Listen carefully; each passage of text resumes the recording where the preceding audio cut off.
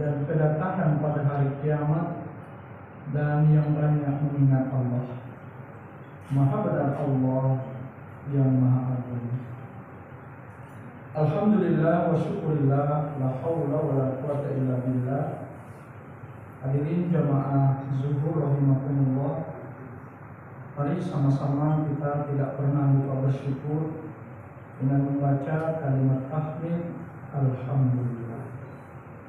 Hari ini posisi kita sudah berada di tanggal 10 di bulan Rabiul Awal 1445 Hijriah. Berarti kita sudah berada di bulan kelahiran baginda Rasulullah Muhammad sallallahu alaihi wasallam. Hadirin jamaah yang dirahmati Allah, apa yang menarik dengan kelahiran Rasulullah? Karena maulid itu jarang diungkap, artinya jarang dibahas tentang pertanyaan apa sih kewajiban kita orang tua kalau sudah diberi keturunan. Yang selalu dipersoalkan itu adalah maulidnya. Padahal maulid itu kan asal kata walada yalidu maulidan, artinya bisa tempat lahir, kelahiran, hari lahir. Itu makna yang ada di dalamnya. Dan kita semua paham, tahu bahwa Rasulullah itu lahirnya hari apa.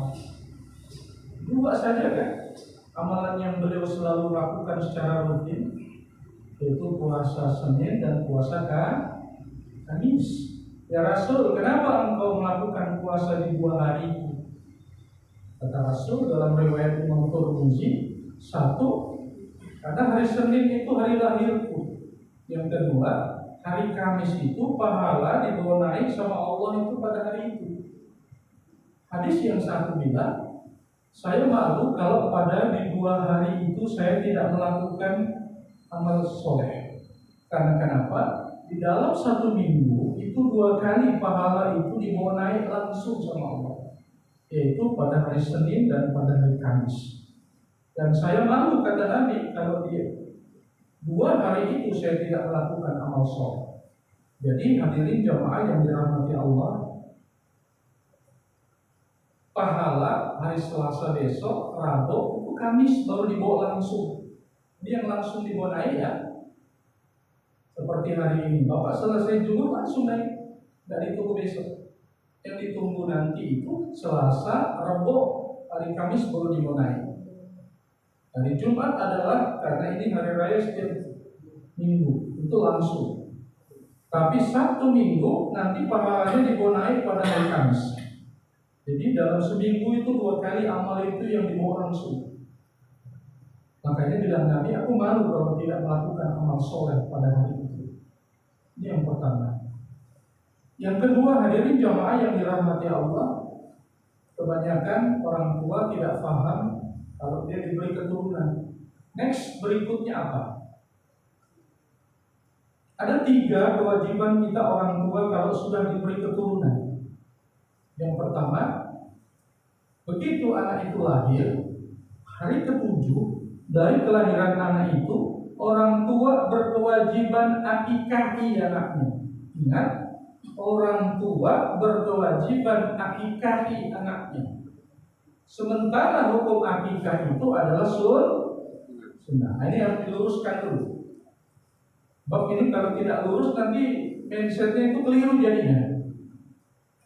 Sekali lagi, orang tua diberi kewajiban itu 3 kalau sudah diberi keturunan sebagai tanggung jawabnya. Yang pertama, begitu diberikan keturunan pada hari ke-7, orang tua berkewajiban akikahi anaknya. Potong 2 ekor kambing anak laki-laki, 1 ekor untuk anak perempuan. Dan itu disembelih pada hari ke-7.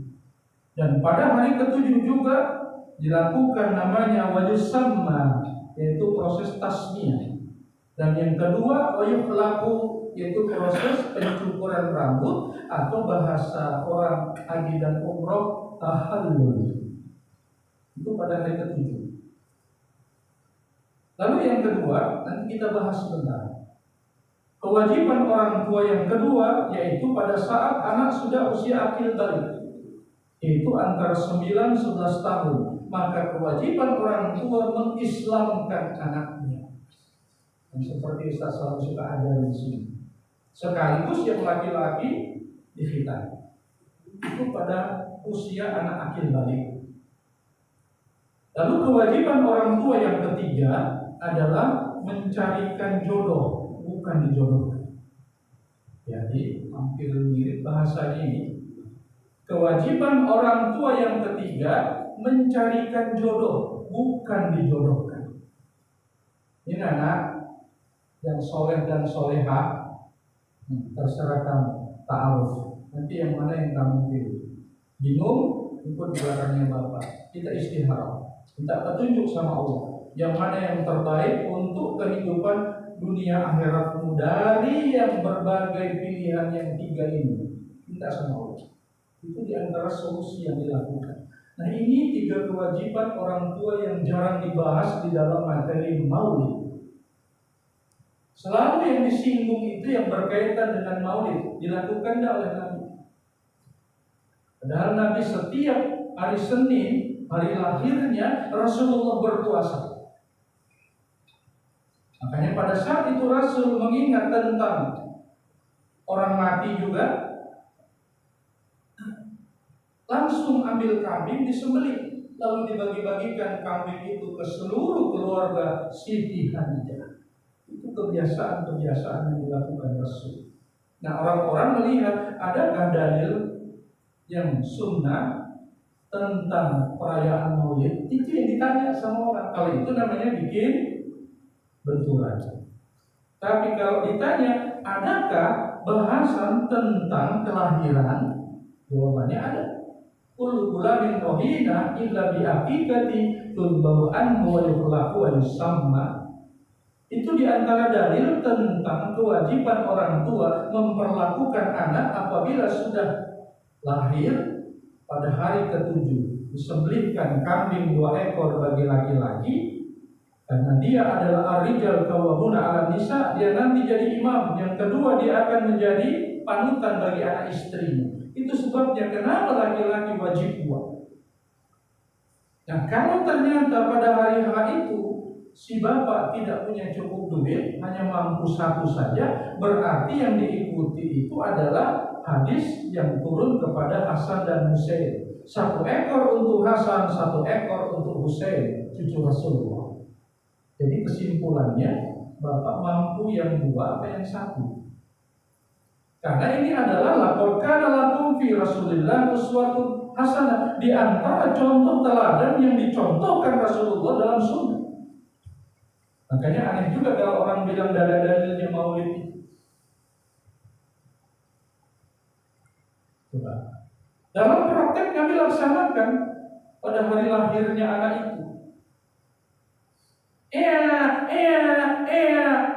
Lahir di bidan. Lalu kamu selaku suami, apa yang kamu lakukan mendengar nikmat anak lahir?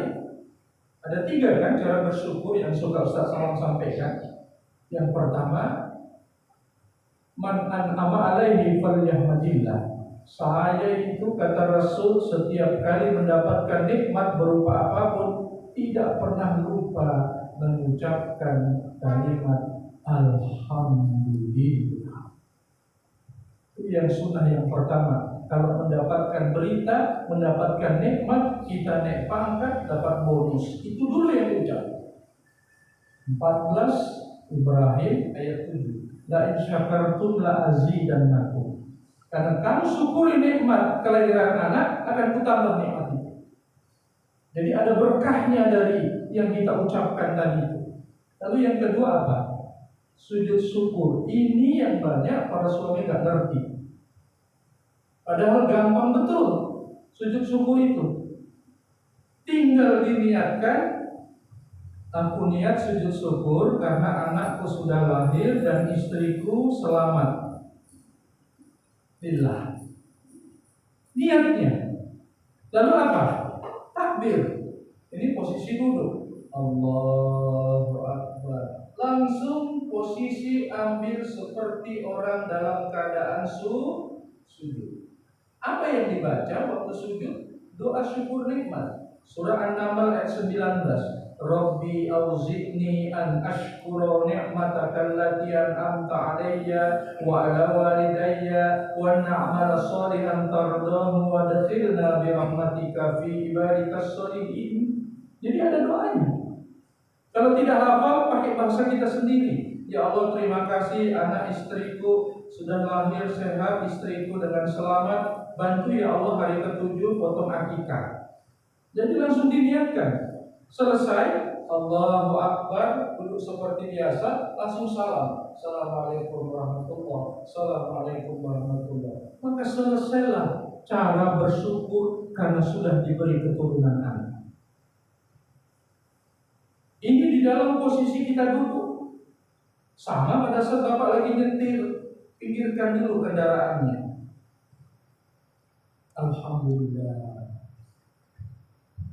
aku niat sujud syukur karena anakku di Jogja sudah lulus jadi sarjana billahi ta'ala. Itu niatnya. Karena dapat berita dia sudah selesai skripsinya dan sudah dinyatakan lulus. Takbir, Allahu Akbar. Baca doanya An-Naml 19. Kalau sudah hafal bahasa Indonesia saja.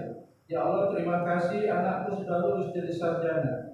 Beri dia kemudahan ya Allah supaya dia cepat bekerja dan dia menikah dan dapat keturunan. Allahu Akbar, Assalamualaikum, Assalamualaikum, selesai. Untuk yang namanya sujud syukur itu tidak pakai syarat.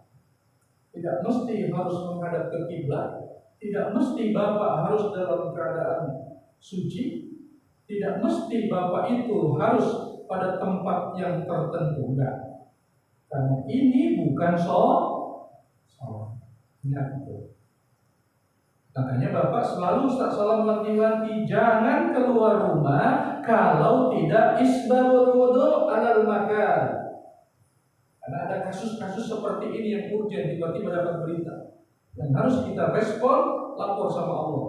Ya Allah, aku sujud syukur karena Bapak sama Mama sudah pulang dari umroh selamat, tidak kurang satu apapun. Allahu Akbar. Ya Allah, terima kasih Mama Bapak udah selamat. Mudah-mudahan haji umrohnya mabrur dan jadikan hamba-Mu ini nanti juga tahun depan berangkat haji dan umroh. Allahu Akbar. Assalamualaikum, Assalamualaikum. Selesai.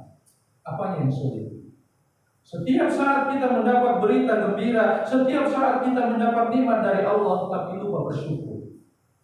Ingat Ibrahim yang keduanya, wala in kafartum inna azabi lasyadid. Kalau kamu ingkari nikmat yang kuberikan itu, tunggu saja aku punya siksa untukmu. Makanya selalu Ustaz salat ingatkan kan, di salat. Assalamualaikum warahmatullahi wabarakatuh. Assalamualaikum warahmatullahi wabarakatuh. Alhamdulillah. Harus ditutup dulu paket salatnya, baru masuk paket sunnatnya. Baca istighfar, selanjutnya, tapi harus ditutup dulu. Bismillahirrahmanirrahim. Alhamdulillah. Selalu satu paket, ditaruh merebus air. Bismillahirrahmanirrahim. Cetek. Bismillahirrahmanirrahim. Bunyi, alhamdulillah sudah mendidih. Angkat. Coba. Sound system apa semua? Bismillahirrahmanirrahim. Televisi, komputer, Bismillahirrahmanirrahim. Begitu selesai, alhamdulillah. Matikan, alhamdulillah. Coba. Nah, kalau di dalam periwayatan itulah yang disebut dengan sholawat dalam amal. Kalau Bapak enggak, Allahumma sholli ala sayyidina, Allahumma sholli ala sayyidina, Allah. Itu selawat dalam bacaan. Kalau ini selawat dalam amal, ini yang paling banyak jumlahnya daripada yang dibaca. Jenis jumlah selawat yang dibaca itu ada sekitar 6.000 jumlahnya. Ada yang namanya selawat badar, selawat absi, selawat kamilah, tunjina, maulud tiba, orang Bugis, para sanji. Nah, jenis seperti ini ada 6.000. Tapi selawat yang diamalkan ala kulli hal dalam segala kondisi harus dimulai dengan bismillah, ditutup dengan alhamdulillah. Itu namanya selawat dalam amal. Bapak pakai baju, bismillah, dikaji, selesai, alhamdulillah. Sami Allahu liman hamidah, pembukaan. Alhamdulillahirabbil alamin. Tapi selesai sholat, salam kanan, salam kiri, lupa bilang alhamdulillah. Langsung astagfirullahaladzim, astagfirullah. Keliru, tidak lengkap, tidak dapat pahala sunnah Bapak membaca amalan-amalan dan tidak ditutup dulu amalan yang pertama. Apalagi kalau berhubungan suami istri, selesai cabut, ingat Bapak bilang alhamdulillah. Dikasih nikmat sama Allah, sekujur tubuhnya bergetar, merasakan nikmat. Kalau ditanya setelah itu apa rasanya, dia akan bingung. Saking nikmat itu tidak bisa diwujudkan. Tapi begitu selesai, lupa bilang alhamdulillah. Yang kedua, lupa berterima kasih sama istri. Ada di sini orangnya, ada yang sudah menikah, yang kelakuannya begitu. Selesai. Makanya begitu berikutnya lagi melakukan sudah tidak ada nikmat. Karena yang pertama wala in kafartum